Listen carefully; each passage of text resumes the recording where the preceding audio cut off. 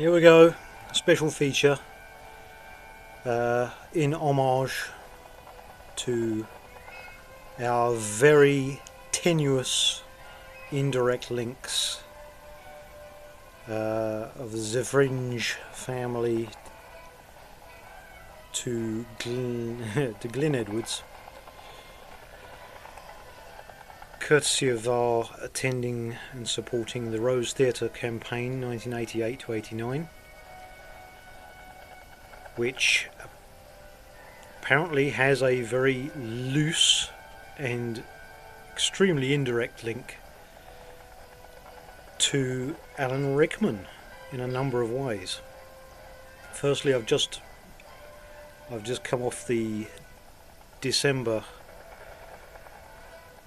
editing for footage of the premiere Force Awakens, which Harrison Ford has a number of connections to Alan Rickman, specifically through Mosquito Coast and Helen Mirren. I'll roll back to that simply because I first would have seen Alan not in Romeo and Juliet for the TV, but specifically a late night showing of Shelley, whilst his other parts between 1988 would not have featured highly on viewing. I did specifically go to see the Die Hard Uptown in '88 as soon as it was released, because I read Roderick Thorpe's book, and the book is absolutely phenomenal. And there's a big argument as to whether or not the book is better than the film, but I venture the fact that both are equally excellent, but most specifically, without Alan Rickman's abilities in the film, there's no way that the further 5 features would have even been contemplated. The 5th being Good Day to Die Hard, which I made my vocal talents at the premiere known to Bruce, evidence of which is actually on YouTube footage if you can find it. But I don't feature myself as a cameo.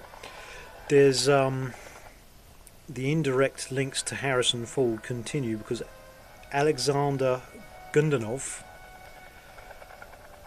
featured in Witness with Harrison Ford, a very excellent film all by itself.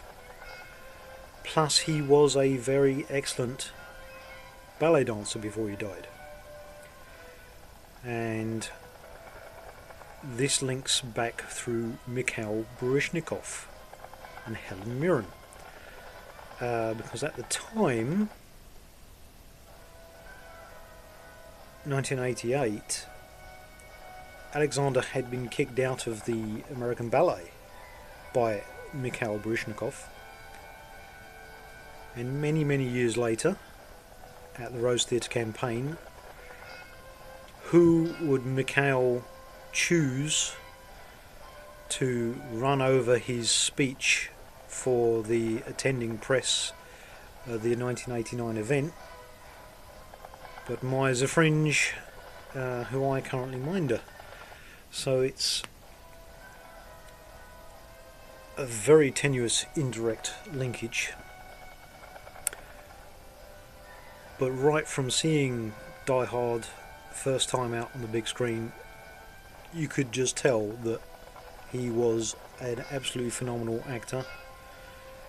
He's very much a January man all by himself, clearly now, and it's a very deep loss to the media industry that he's gone so dramatically and relatively quickly. So the deepest sympathies to his family, and although there's other links which I could express, it's just astounding that he's gone. And we have to say that all the plaudits, all the tributes that is due to receive from other media outlets and other actors and actresses are fully, justly deserved. I'd love to be able to play a bit of Texas for you, but I'm just gonna having a little watch of the Die Hard movie myself. Special edition. Farewell, Alan Rickman.